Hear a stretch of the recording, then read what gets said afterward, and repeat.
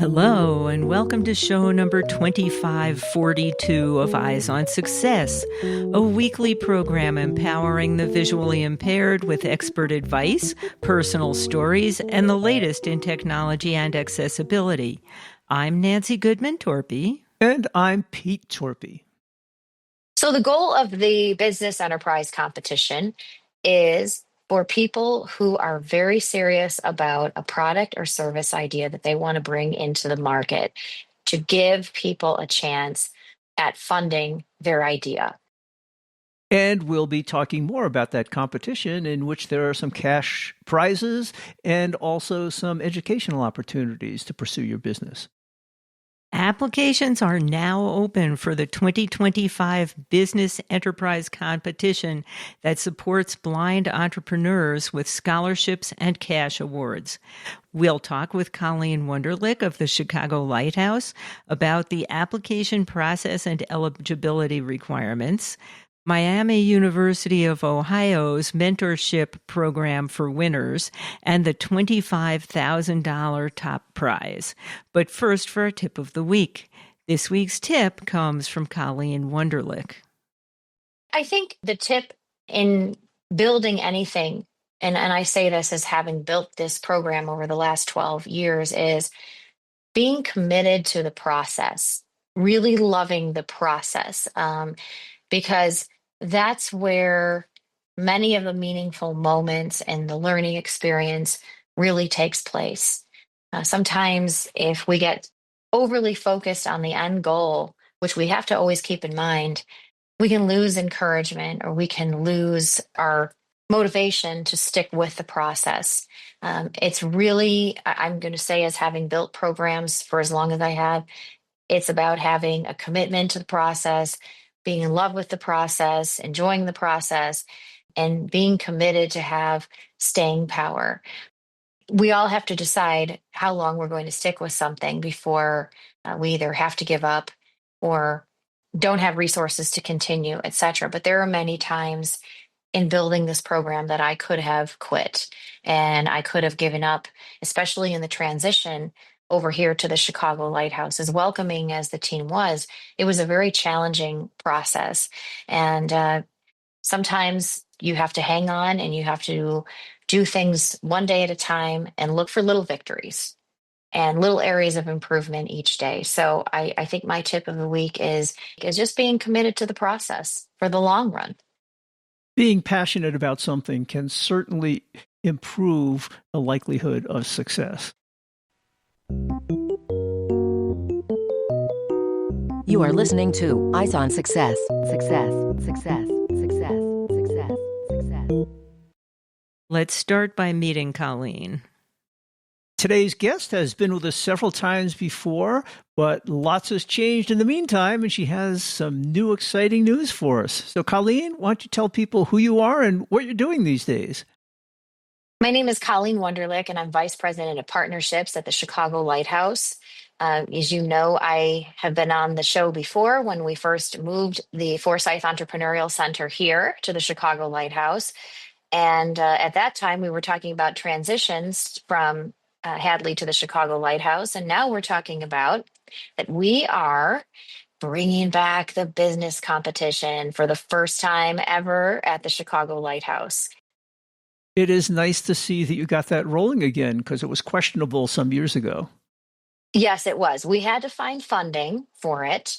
I think that was our biggest obstacle when we came over here.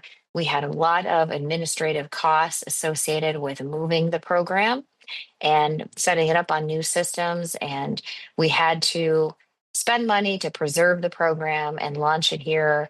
And we've done that. And now we're adding the third leg of the Forsyth Entrepreneurial Center, which is everyone's favorite, the Business Enterprises Competition.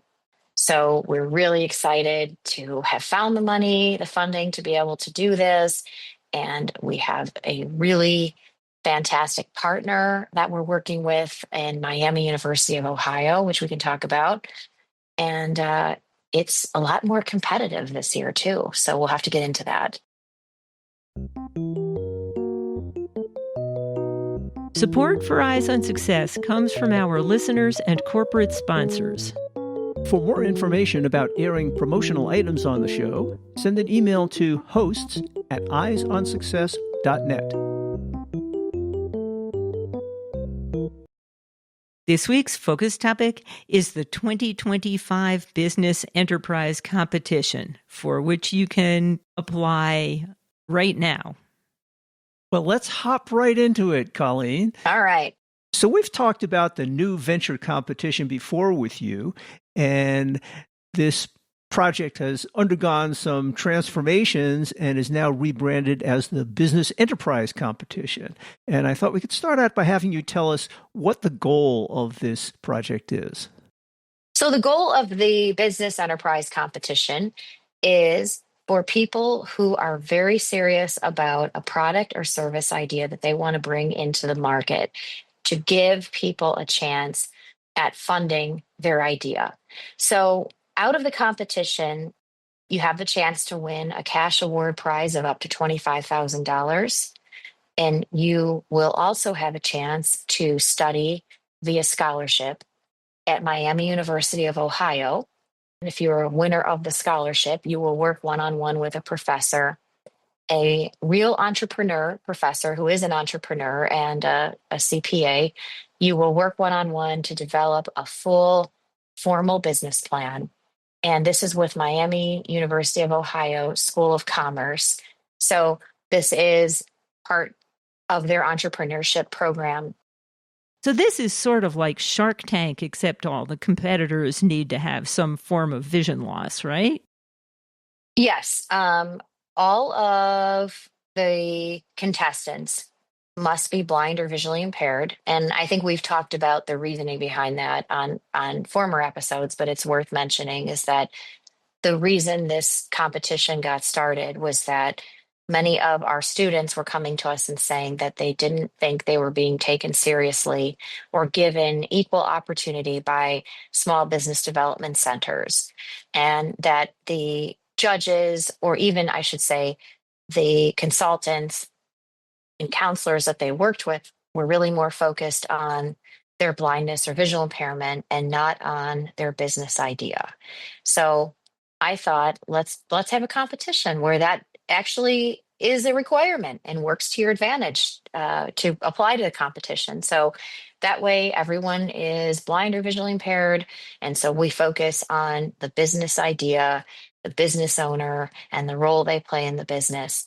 And that's really the reason why this competition got launched. And I thought if we wanted to be a real entrepreneurship center, we needed a competition.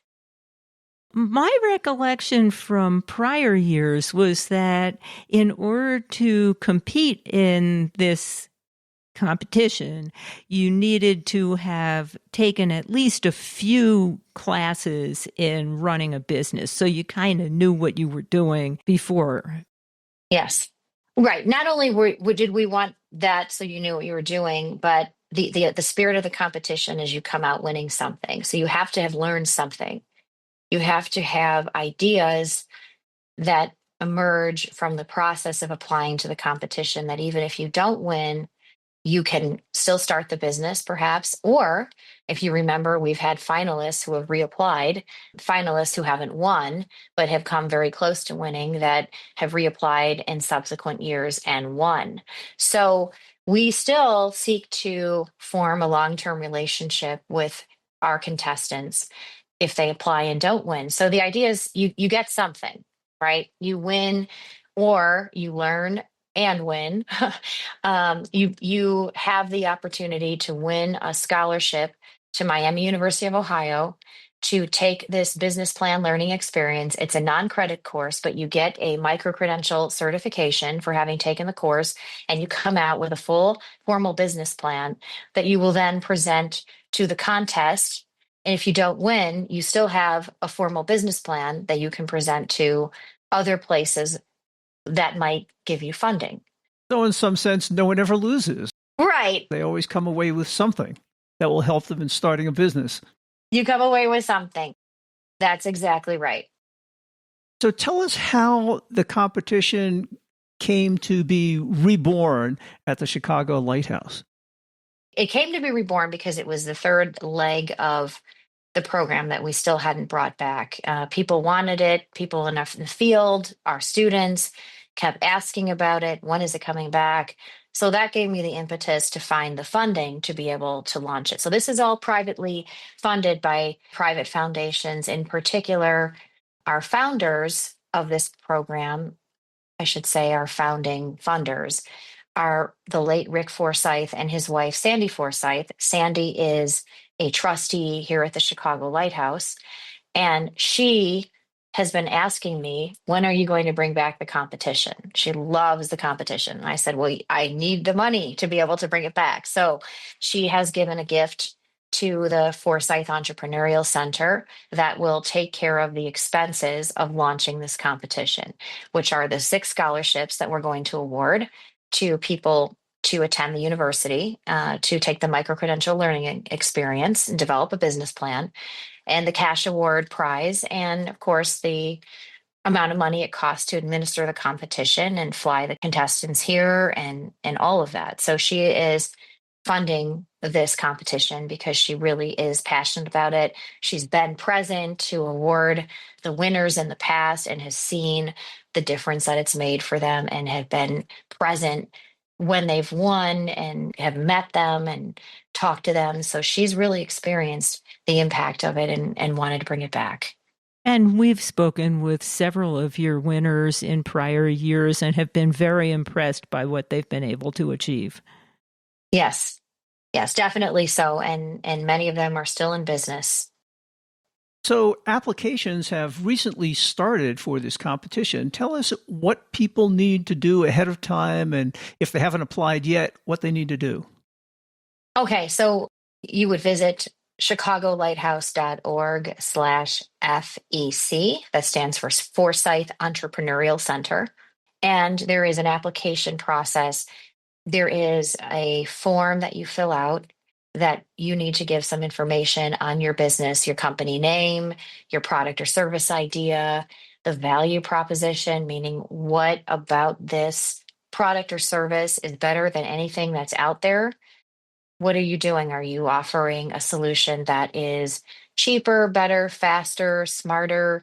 And why are you the best person as the owner to deliver this service? So we ask about your value proposition, what startup funding you may have, your target market, why you chose that particular market, the purpose of the business, why it's important to you as the owner. So you have to write out the application in terms of these criteria. You have to have some pretty concrete thoughts ahead of time of what you want to do. You don't just jump into this and say, I'm going to start a business. I think you have to have more than thoughts. I think and that's a fair question. You have to have planned for this idea and mapped it out and really have a clear vision for how you want to start it, what you want to start, who you're going to sell to. You really have to have this built in your mind, because, and it's not to say that you can't change it or tweak your strategy, because that is part of the business planning process. And a business plan is a living document in that you make changes to it as you progress in the development of the business.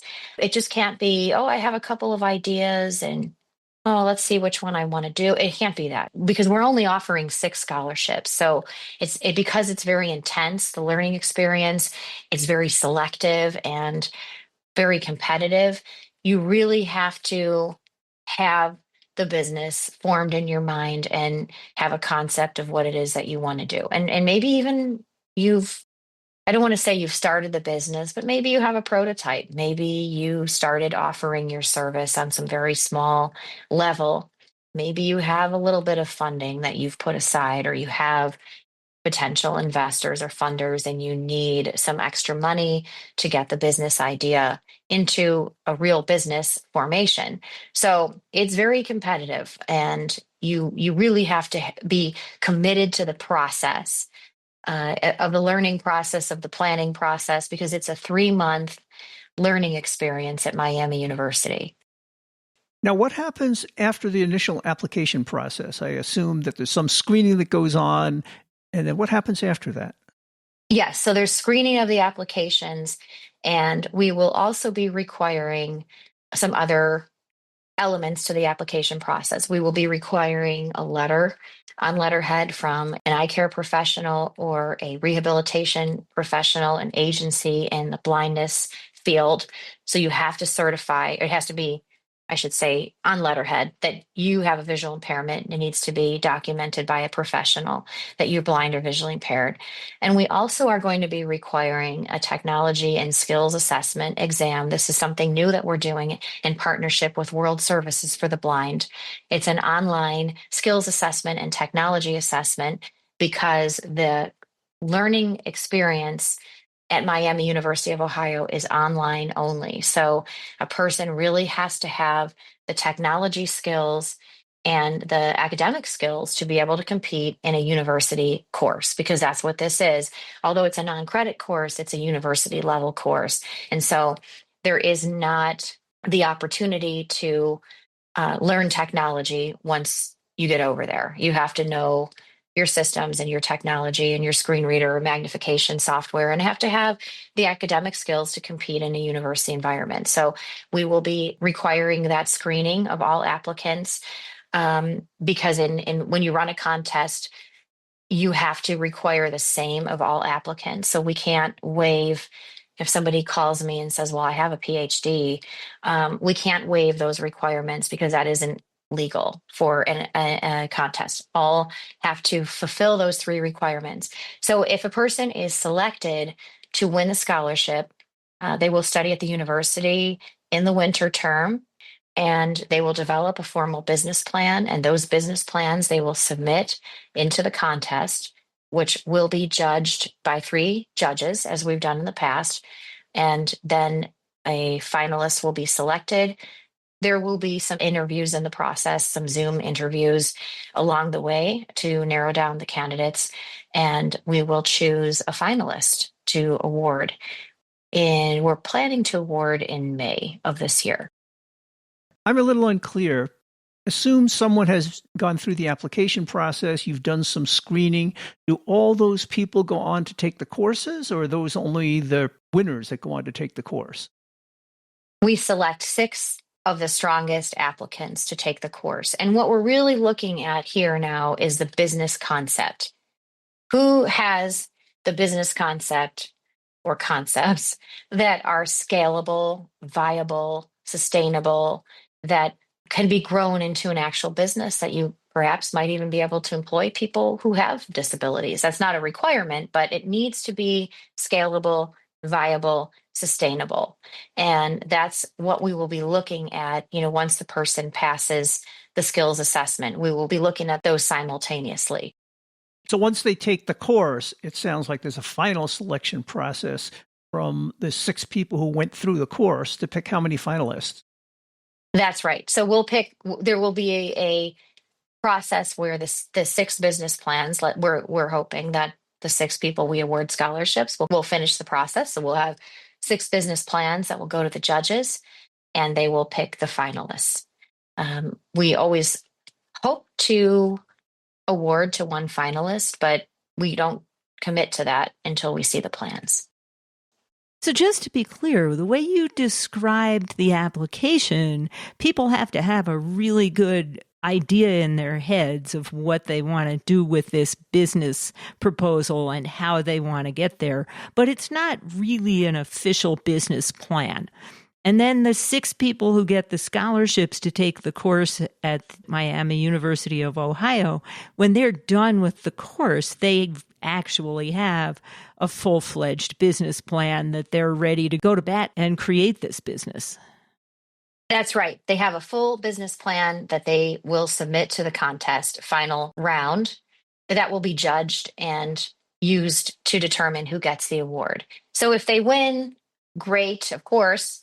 If they don't win, they still have a formal business plan that they've developed one-on-one with an entrepreneurship professor that they can use to move forward on their business idea in some other way. So we're airing this episode in the middle of October 2025. When are the applications due? Well, the application process started on October 1, and it is due the Monday before Thanksgiving. So the applications of phase 1, which is the summary of your business idea and the formal letter, are due on November 24th, which is the Monday before Thanksgiving. And also, the skills assessments will be taking place at that time. So once we select the winners there, we'll be also working in conjunction with World Services for the Blind to get the skills assessment part of the application process resolved. So we will forward the applications of the people who were interested in to World Services for the skills and technology assessment, and that's a 2-week process. So the applicants will need to know that they need to allow 2 weeks for that assessment to happen, and that would be after Thanksgiving week. And then in the middle of December, we will be notifying people that they were selected to study at Miami University, Ohio in the winter term. So the experience of developing the business plan starts in January and runs through the end of March. The applications are due by the first week of April, meaning the business plan phase 2 of the application, which is the business plan for the contest. And that's the process. Are there any additional requirements for somebody to be a competitor, like they need to be a permanent resident of the United States or something? Yes, they have to be a permanent resident of the United States, 18 years of age or older. The business has to exist within the United States. And I realize that that is off-putting to some of our international participants. However, that requirement is determined by our funders. So the business has to reside within the United States. The person has to have majority ownership in the business, meaning 51% or greater, person who is blind or visually impaired, and really needs to be the owner, the main owner of the business. And I take it when people are taking their courses at the university, this is all done remotely. They don't have to move. That's right. It's all online. And is the final competition done in person? Do people have to give a presentation of their plan, or is this all done on paper? The plans are all submitted on paper. I mean, bear in mind that the professor will have been working with these students, so they will be submitted on paper and there will be Zoom interviews. We will not be conducting any live interviews here. All interviews will take place online. And then is there any follow-up afterwards? During the application process, all of the interviews will be done on Zoom. The finalists will have a final interview here at the Chicago Lighthouse. And then after the award is presented, there will be an opportunity for the judges to submit some feedback to the people who did not win. So that will be a follow-up of the competition. Is there anything else you would like to tell prospective applicants? I would just say if you're interested in applying and really serious about it, definitely get started on the application process. We're accepting applications now, and we will look forward to receiving your application. And just know that this is a special opportunity. I don't know that we're going to be offering it every year. It really depends on funding availability. So if you're interested and you have what you think is a sound, viable concept, strongly consider applying. And people can go back and listen to some prior episodes where we talk with some of the winners of previous contests and see how they enjoyed it and what it meant to them. Yes, they certainly can do that. I encourage you to do that. You will see how meaningful it can be. You are listening to Eyes on Success. Success, success, success, success, success. Now for this week's final item, how to learn more about the Business Enterprise Competition and how to contact Colleen Wunderlich and the other folks at the Forsyth Entrepreneurship Center who are running this competition. Well, Colleen, remind us again, if people want to apply for this competition and they have a business idea they want to get off the ground, where should they go? ChicagoLighthouse.org/FEC. That stands for Forsyth Entrepreneurial Center. And the application is on that page, I presume. Yes, it is. If people had questions for you, can they contact you with questions? Yes, you can call the Chicago Lighthouse. My email address is very long. So I would say if you have questions, you can call the Chicago Lighthouse at 312-666-1331. And you can ask for Colleen Wunderlich, and I'd be happy to answer any questions that you have. And we'll have your very long email address in our show notes if people are looking for that, along with the phone number and other resources. Yes, you're welcome to email me as well if you want to put that in the show notes. So I assume that at that same web address, people can get whatever other information they're interested in about the Forsyth Entrepreneurial Center? Yes, they certainly can. We have our micro-credential certification program there. As you know, we also run the Business Enterprise Program licensee training, which is the online training for individuals who are interested in the Randolph-Shepard program. That's obviously a different program than this, but we also do have information about that on our website. Can you quickly describe the Randolph-Shepard program for anybody who might not know what it is? The Randolph-Shepard program is a federal program that it mandates a priority for people who are blind or visually impaired to vend on municipal property, on highway rest areas, in government buildings, in military dining facilities.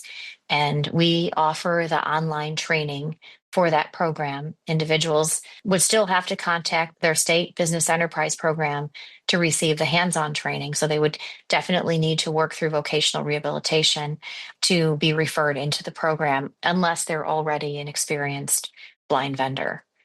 Well, it's nice to know that you reincarnated this great competition. And we wish everybody good luck who applies. Thank you. Thank you for always being so welcoming to me and for inviting me back to the show. I appreciate it. It's always a pleasure to talk to you.